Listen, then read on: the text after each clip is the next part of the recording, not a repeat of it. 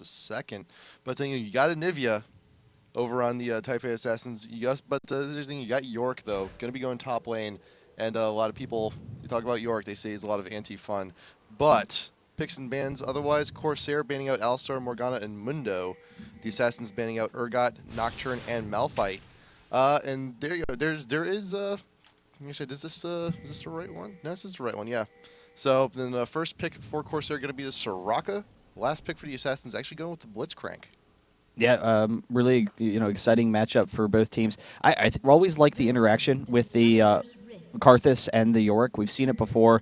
Yorick, it's what happens is if you have the Yorick ult and Karthus, then Karthus dies. The Yorick ult pops up with Karthus, and Karthus gets to run around, deal some more damage, and then Karthus's passive goes off, and Karthus does even more damage. So it really allows Karthus to get right in the middle of your team very easily. But Soraka, actually, the rest of her team, they're invading the blue. Soraka, okay, good. She's taking the long way around. I was very concerned for a second that she would start and take the easy route and walk right through her own jungle.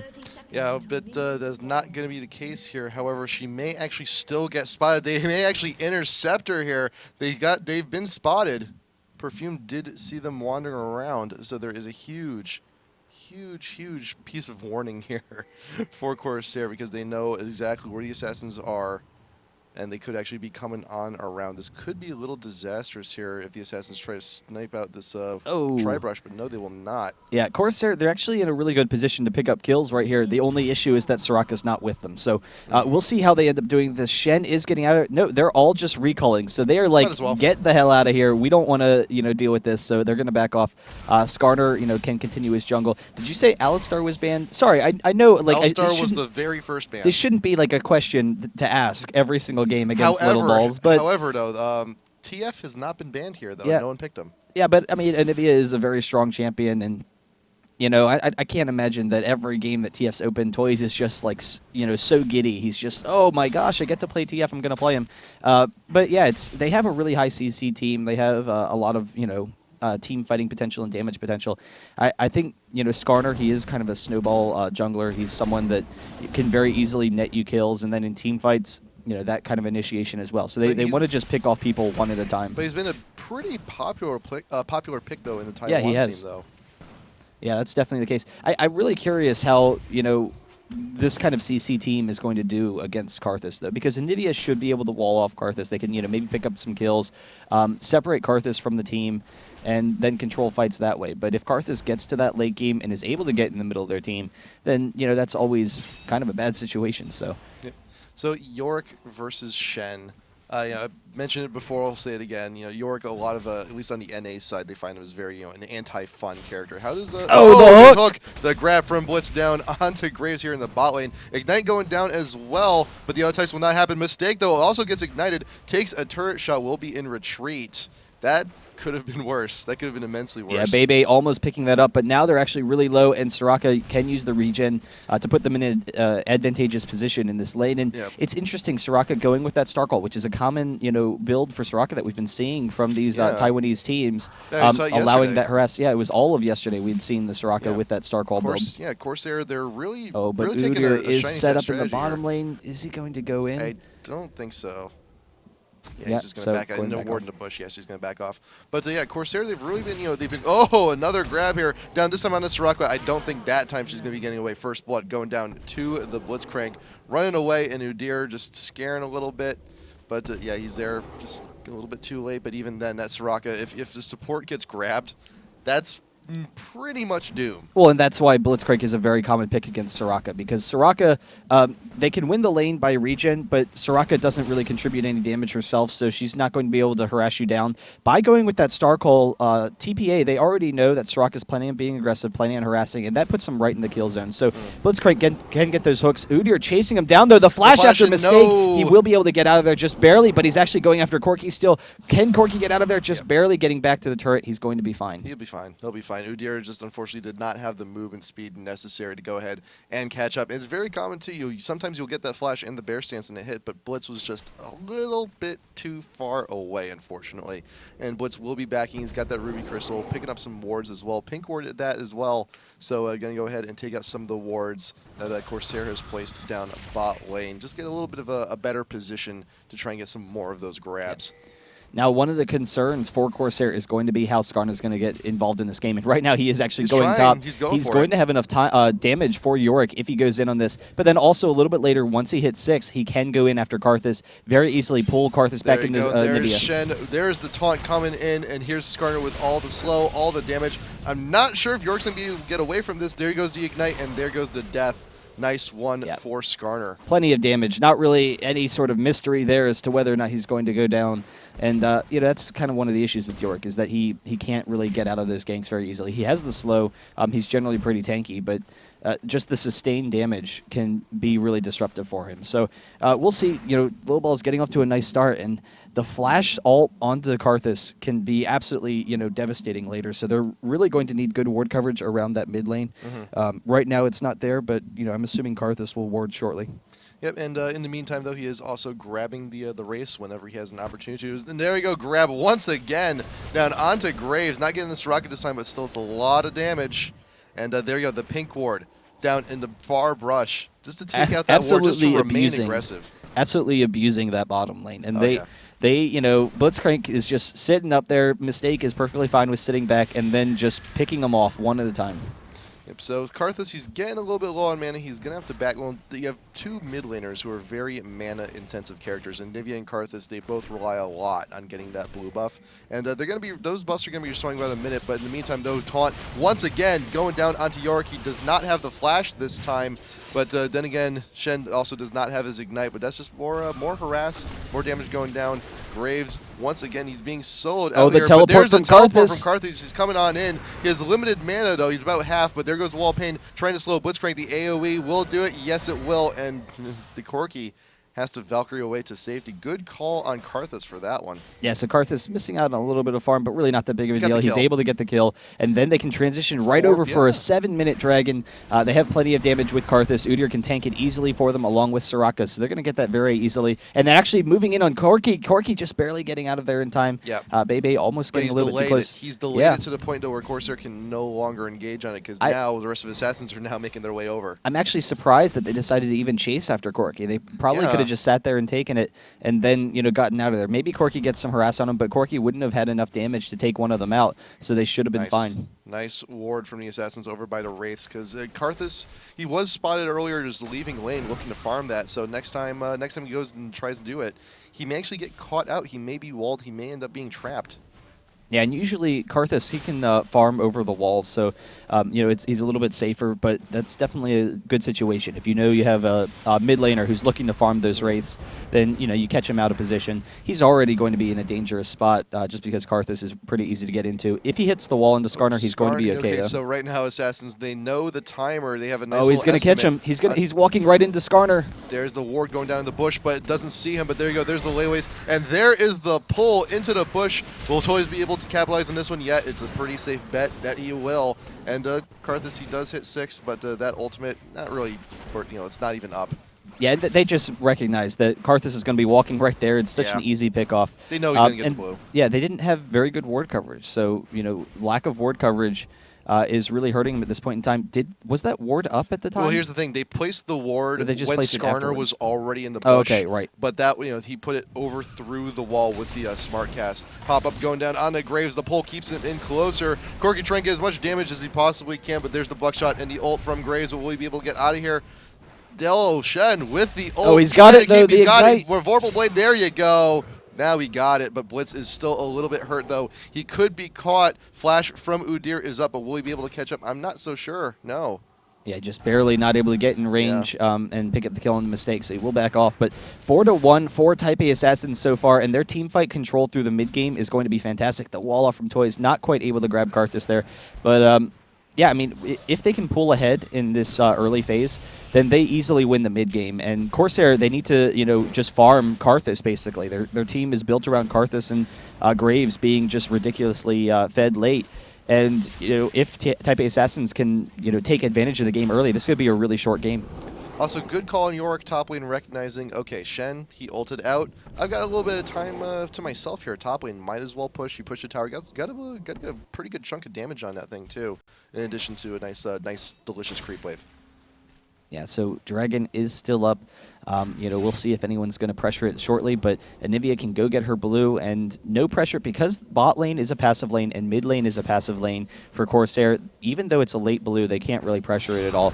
So they will be safe to go pick that up. CorSair, Udyr, he is kind of hanging out though, so Anivia will want to watch out, but is going to be fine. He's got the oracles too, so he's going to be a little bit safer. He's going to take out, try and take out some of the vision here bot lane as well. Ping's going down. The bot lane recognizes that there is a ward in this bush, but yeah, I'm surprised he didn't clear it. He just moves on in to take the small golems instead. So he may have actually been spotted, actually retreating into the jungle there. Yeah, they caught him just along the edge of it, but I'm surprised when his team pinged that he didn't just go clear the ward. I guess he didn't want to just run straight up to it and then maybe get caught out because it would be like a bait or something, but he can get it now safely and get out of there. So with that, he's going to go ahead and fall back. Right now, bot lane for Assassins is still being pretty aggressive, but there's not really a whole lot of opportunity at the moment. So there's just taking the opportunity to roam around a little bit, taking out more wards. And top lane, Shen's actually doing pretty good for himself. He's slightly winning in creeps. It's not really a huge difference. The big difference is the kill and the assist is really it's helping him out big time. It's giving him that experience lead. Yeah, but Yorick will have to watch out because he has almost no ward coverage. He has an aggressive forward ward in the tri-bush, but as a result, he can't sit up in this lane. He has to get back, and so Shen is in control of that. Soraka does get grabbed here at bot lane. Udyr is in pursuit. There's the flash. There's the stun. This time he grabs it, but unfortunately, Assassins get to their tower pretty safely. Yeah, so they can back off and get away from that Udyr pressure. So they're playing very safe in a lot of their lanes, but they're also able to put on pressure at the same time. And Bebe right now 72 to 70. So actually Graves has kept up even in farming. They are fine there. Oh, the hook, just getting the minions. So we'll be fine. Anivia stealing the race. That's always a nice thing. Oh yeah. Yeah, you have the ward, you have the vision. He placed another one down, despite the fact that Udyr cleared the last one, so he's going to have to go ahead clean that one up. He's going to clean it up once again in order to make sure that their race will be a little bit safer. And Shen actually also coming down, grabbing the race for himself, recognizing top lane just push out a little bit. Need to keep the farm up. Might as well walk into the jungle and grab some stuff there. Yeah, and Skarner's down bot, so he recognizes, all right, it's going to be up in time. And he's actually transitioning down to the dragon, so Little Ball's pulling it out. Shen is here as well, so they have the advantage. They know that they are much stronger than CorSair at this point. Karthus isn't farmed enough to be that much of a pressure. He's actually going back to base, so CorSair not even going to defend it. A free dragon for TPA. And that's the thing, CorSair, their bot lane, they saw their bot lane actually go on up, and they're like, you know what, we are not in position really to do anything about this. You have to let them have it. So there you go with that. I'm changing the camera angle accidentally again. Damn you, Mouse 2. Damn you. Yeah, so we'll have to see how, if CorSair can stall off this game. Karthus can stall pretty easily, with his Wall of Pain. TPA won't want to, just be walking into that. So the big thing is just good ward coverage and not allowing TPA to take advantages around the map. So, that's mostly what Udyr is trying to do right now with the Oracles, not allowing TPA to get ward advantage. They need some more wards out, but they don't want to put out too many because, obviously you'll fall behind on gold a little bit there. But even so, they're doing a nice job, and they need to watch out that TPA doesn't start aggressively pushing down some towers or trying to pick up kills in some lanes. Yeah, and Stanley has actually been pushing. He's getting his push on whenever he can. Yorick is a champ who does naturally push though, so there's a lot of pressure for Shen to try and push back on that. Yeah, but Skarner setting up in the bottom lane. They do see him though. Yeah, he does have an Oracle, so he's able to clear out that ward and get out of there.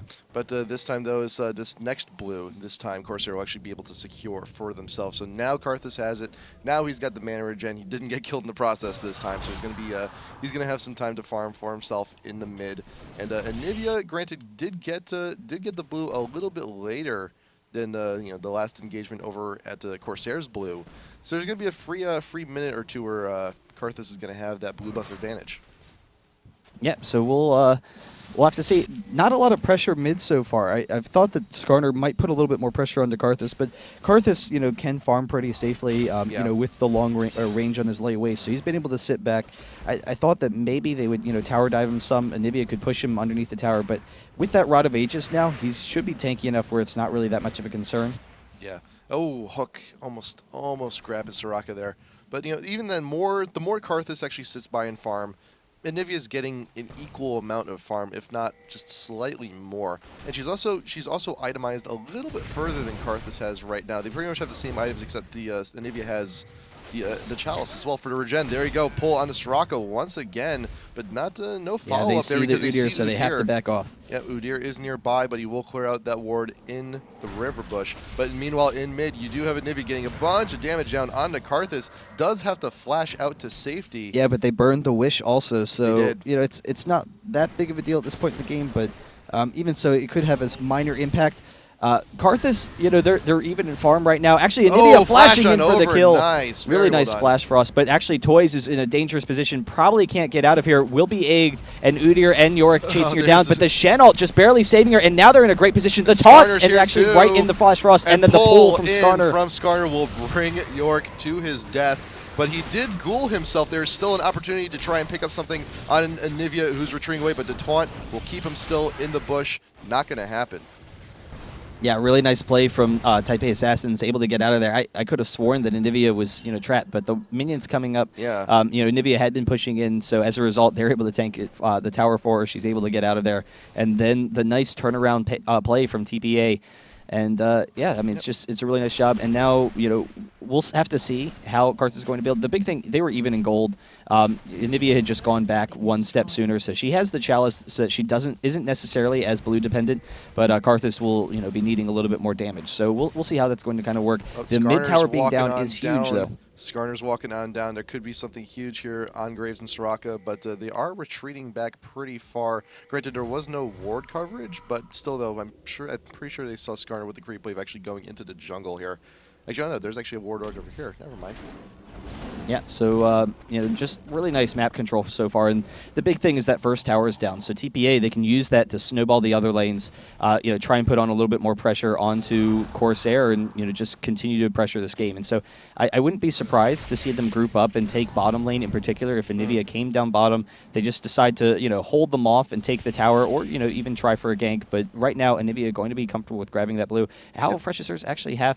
Yeah, so they're going to hold off for a second. Yeah, still got about another minute on it, so she's got plenty of time.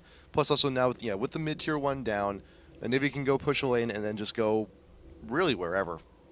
Yeah, and so they are holding off on that blue because they recognize they have really nice map control. There's not a big threat of Udyr coming in to steal it, and Anivia can just continue to push that mid for a second. But another nice thing for TPA right now is that Stanley is in really nice control over the top lane. So Yorick can play very defensively and win in those situations, but you know, Shen can kind of bully him out of lane a little bit. So having that potential, that's always where you want Shen to be. So he can split push, force 4v4s around the fight, around the map. Also, I think we mentioned Anivia and Skarner are coming bottom, though, and this is what we were talking about how this potential... Actually, the Shirelli is in. We might have a flash in from Lil Balls also, but there's the pop-up, and can they get the pull? Oh, he's just barely able to get out, but the hook grab there to the hook, and the Impale bringing Graves back to his death. There's a 4-man push now continuing for bot. Karthus did actually teleport down to try and fight back this push here, but there's Blitz out in front looking for another hook if he can get something here. For, you know, actually, really any single one of them would be an ideal target. There's the wall, there's the pull. Udyr gonna get trapped here this time. Who's tanking the turret is actually gonna be Skarner, but you know what, that's fine. They have the positioning, they have all the damage necessary. Karthus ult coming down, but it's not really gonna be doing a whole lot, and Soraka will just barely get out of there with the flash.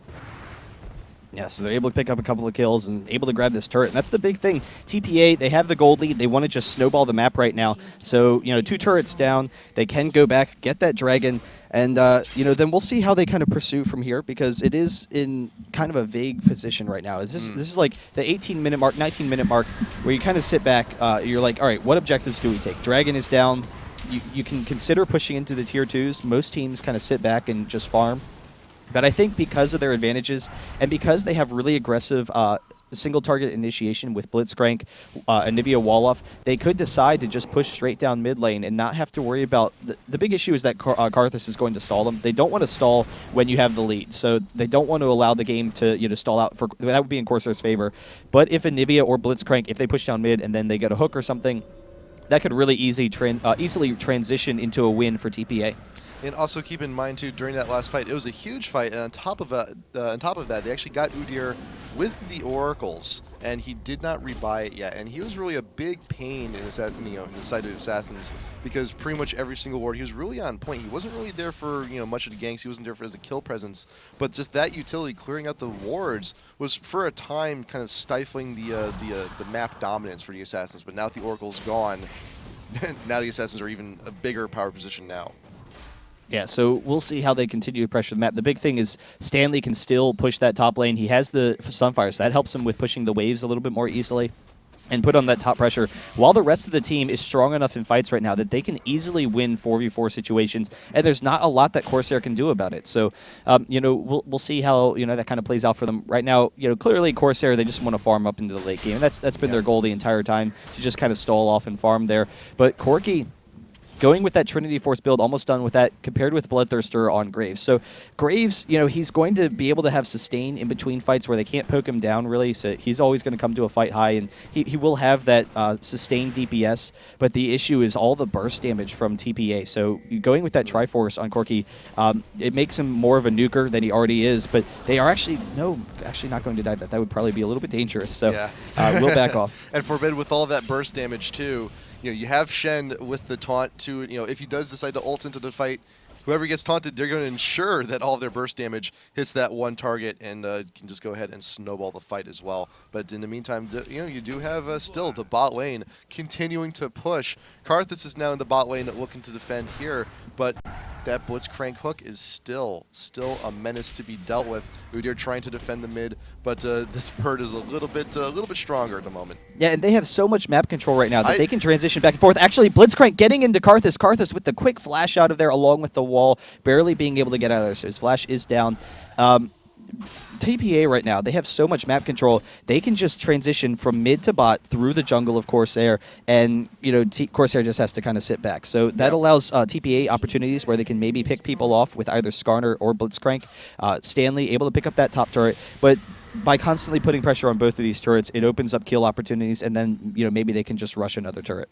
And more opportunities like this, stealing the buff, stealing all the objectives as well. It is a 5v4 bot, though, but it is. Shen is going to be there as well, so it is really a 5v5.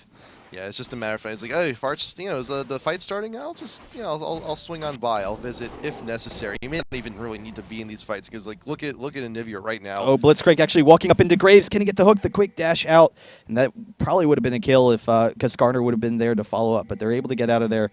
And right now, CorSair trying to take control back of their jungle, but they don't really have a lot. Mistake kind of getting caught off. He could be caught. There is the wall of pain keeping him behind. But here's Corki on the back end trying to throw down missiles, trying to get some damage down on everyone in the pursuit.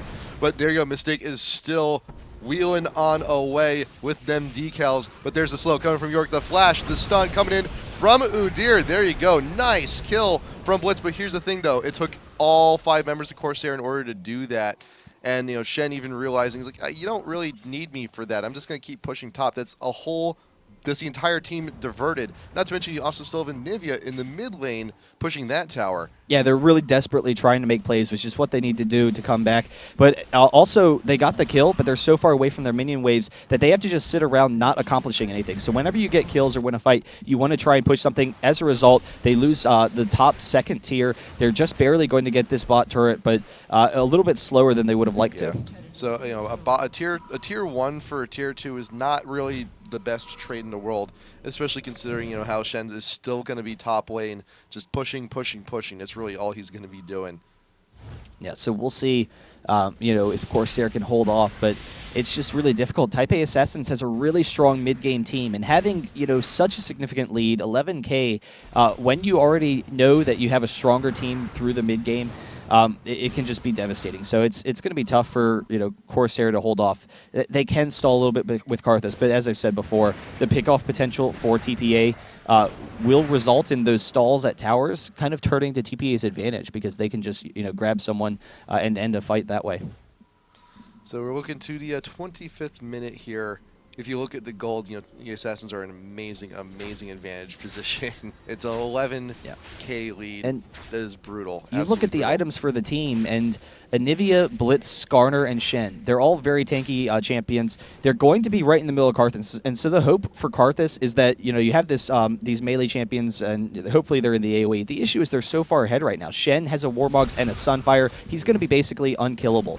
Anivia, on the other hand, has a Rod of Ages and an Abyssal Scepter. She's also going to be extremely difficult for them to tank down. So it's just going to be tough. They do throw off the wall there, so that gives them a little bit of vision. But they do have to watch out that TPA doesn't flank them here. Yeah, I will say though that when the enemy AP is tankier than your jungler, it's kind of a strange situation. I think Udyr is usually a pretty tanky dude. Like Nivia's got more health and everything. It's just, Yeah, that's but I think weird. Skarner is looking for an invade here, and they there's throw off the Shirelia's Shirelia's. pop. Karthus is out in front, looking to suicide, and Pale goes down immediately. But everyone's still stuck in the AoE. This could be a huge fight, though. There you go. Udyr's going to be the next one to go down. The Assassins. Anivia's low. Skarner's low. But no, the kill will not happen. Anivia still has the egg. York will be going down next. Graves is also just... He has to have a white turret. The rest of his team is gone. There's nothing really he can do. No one from the Assassins has died. And that's it. That can be a Baron. That's absolutely a Baron here. Just going to go ahead and fall on back. Anivia was egg. Did get back to full health after that as well. Just Skarner, you shouldn't be tanking this right now, though. Yeah, so they're going to be able to take this down very easily. Toys, in the meantime, taking down the turret, just continuing to push. They don't really have enough damage to deal with her. Graves actually walking up to Toys, but does have to worry about that Flash Frost. The wall just not being able to pick them off, but they will be able to get that Baron. And now with the Baron, they're going to be way too tanky for CorSair to even consider fighting them. And then having that regen as well, they're actually going to transition down, grab that dragon. They want all the lanes to push. They'll go back by, and then we'll probably be seeing almost a final push shortly. They may not even really have to buy. I mean, they're in such a huge, you're in such a huge position right now. You just go ahead, grab dragon, transition down into bot, make the full advantage of this Baron buff. Because if they back, they do lose a little bit of time, but they're so far ahead right now. I don't even think it's really necessary. Yeah, it's kind of tough, and I think a lot of it goes to CorSair's team comp, and a lot of people have been kind of saying, "Oh, Shen, actually, he's going to be able to catch out Graves. Can he get the taunt?" There it is. Missing the taunt though. But doesn't matter. Plenty of damage coming from Anivia and the stun. Look, Corky is here as well. Karthus does teleport on down to try and deflect the push. York there with the slow with the ghouls. But the Assassins got what they wanted. A lot of this game goes back to CorSair's team comp, and there has been talk about how a lot of people are potentially overestimating Karthus. I think a lot of times when you see, fights, Karthus can single-handedly win fights. So just his AoE is just so nasty. But the issue is this game is down to Karthus and Graves. But there it is, the wall off, the quick flash. Actually didn't even almost see it happen. But Udyr actually chasing down Shen. He will get out of there, so they are fine. But here comes Blitz, though. He's there for the support, throwing a ward down over the wall. Looking to see if he can't actually get a hook for someone looking to transition back into mid. Skarner going to be split pushing there as well. Just muscling out with the creep wave, looking to take down to tier 3 in bot. Should be going down pretty quick. And there's Anivia. There's the pull down onto York. But Karthus is low. It will go down, but he is actually ghouled by York, so he's going to be sticking around for a little while longer before he actually goes into the undead form. Graves is going to be going down next, followed by York. And there you go. I think this is pretty much going to be the sweep here. Everyone has died. Even running around in the center of their team, Karthus can't deal anywhere near enough damage to Taipei Assassins. And that's what they want. If Karthus can get super farmed, you saw he was in the middle of their team for a good 20 seconds, but it wasn't enough. With the York ult as well, with that additional time on the AoE, and then dying, being stationary with that, there wasn't enough. The mass wards going down at the Nexus, and there you go. Game 1 going to be going to the Taipei Assassins. Yeah, and the talk has always been that Taipei Assassins is one of the best teams in the world. They're, easily the best in Taiwan. They're the favorites. But, the question was, all right, there's all these other teams that are relatively unknown to us. How are they going to fare in this situation? But you look at CorSair there, they had looked really strong in the past. Taipei Assassins manhandled them. And it wasn't like they, were up 20 kills in the first 5 minutes. No. They were up pretty decently, but the big thing was they just had complete control of the map, and they had a team that was designed around just being able to control fights very effectively and control the map, and they did it. And there's just nothing that CorSair really could have done in that game. A lot of it goes back to champ select though, so we'll see how CorSair does things in game number 2. But of course, a few really good blitzcrank grabs really help also. Oh, of course, yeah. It's always a good help. It's always a huge help. We're going to go to a quick commercial, and we're going to be right back. Game number 2, CorSair versus Taipei Assassins. Winner of this set is going to be coming to IPL5, and we will see you in just a minute.